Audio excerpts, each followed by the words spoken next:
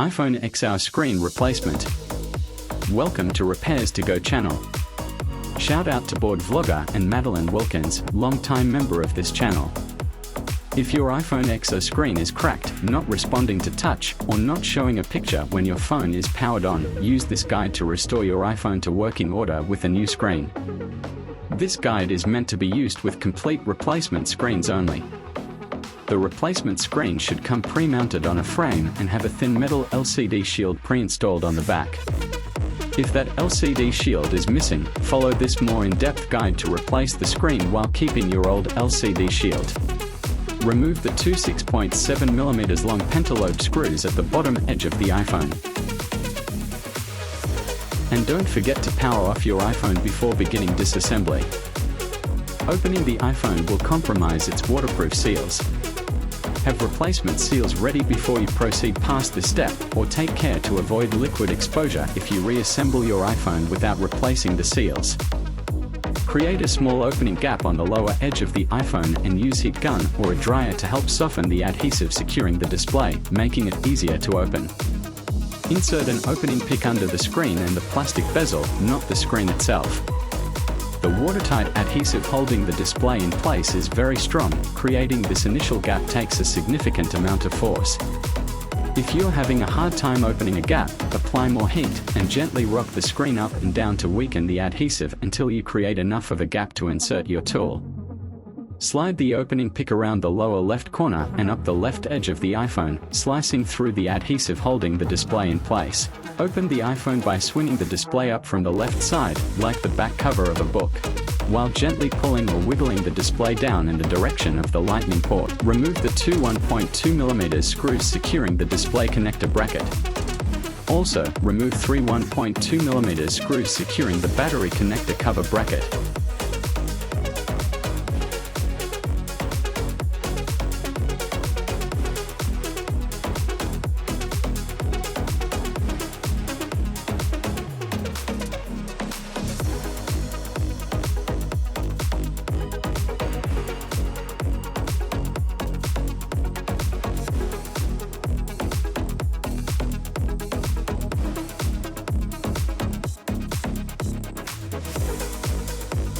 Use the tip of a spudger or your fingernail to pry up and disconnect the digitizer cable and the display cable connector.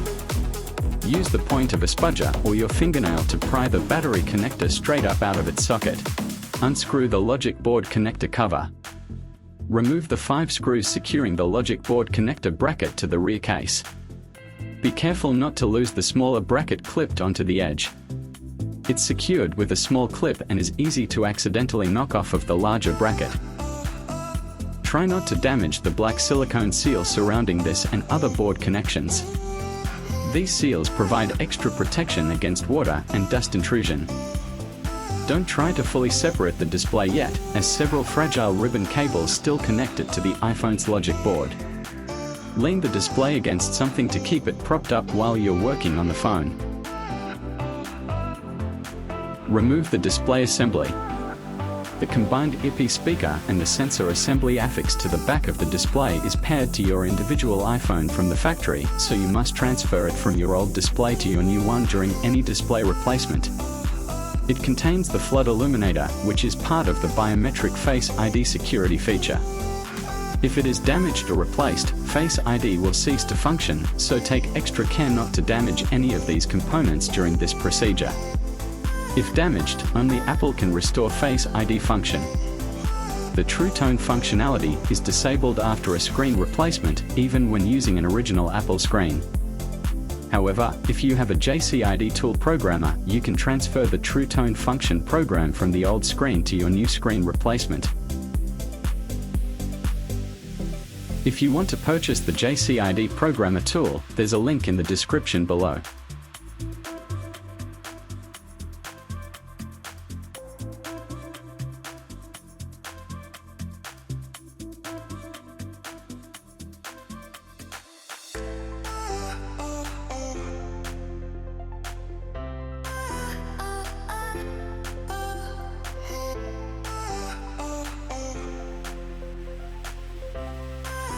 Unscrew the earpiece speaker.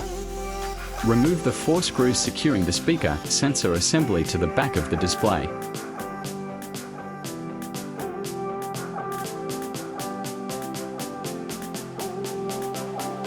Using tweezers or a pry tool, gently flip the speaker assembly over, down and away from the top edge of the display.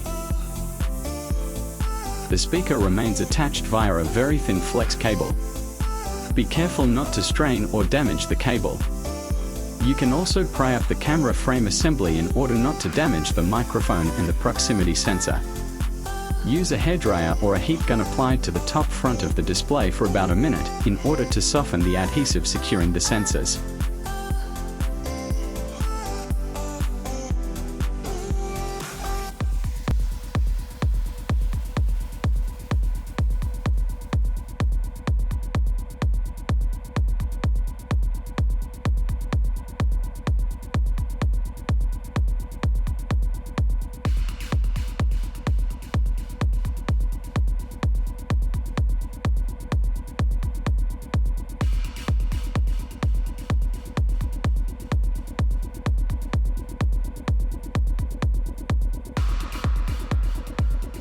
After you remove the whole assembly together with the camera frame, you can now separate safely the proximity sensor and the microphone. Carefully slide the flat edge of a spudger underneath the flex cable below the microphone. Twist gently to separate the microphone, while being careful not to strain or damage the flex cable. If needed, use the point of the spudger to finish separating the microphone from its notch in the front panel. During reassembly, install the diffuser into the display first, making sure it faces the right direction. Then, set the ambient light sensor on top of the diffuser. You will need to hold the sensor in position while installing the screws securing the earpiece sensor assembly. Once the screws are tightened, the sensor will stay in place and work normally.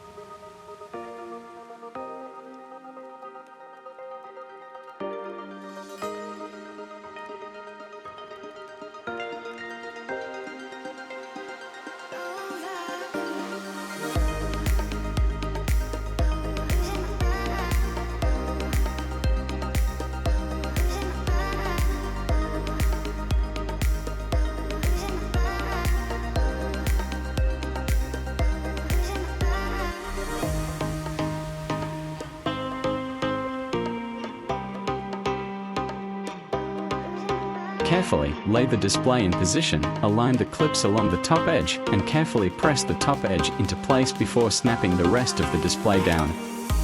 If it doesn't click easily into place, check the condition of the clips around the perimeter of the display and make sure they aren't bent.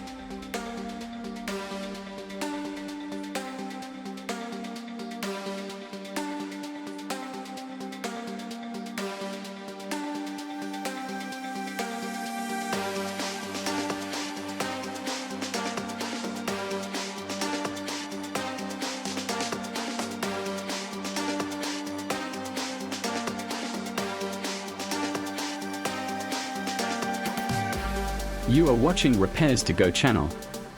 Shout out again to board vlogger, Jonah Salandoga, Balande Christie and Madeline Wilkins. Thanks for watching and see you next time.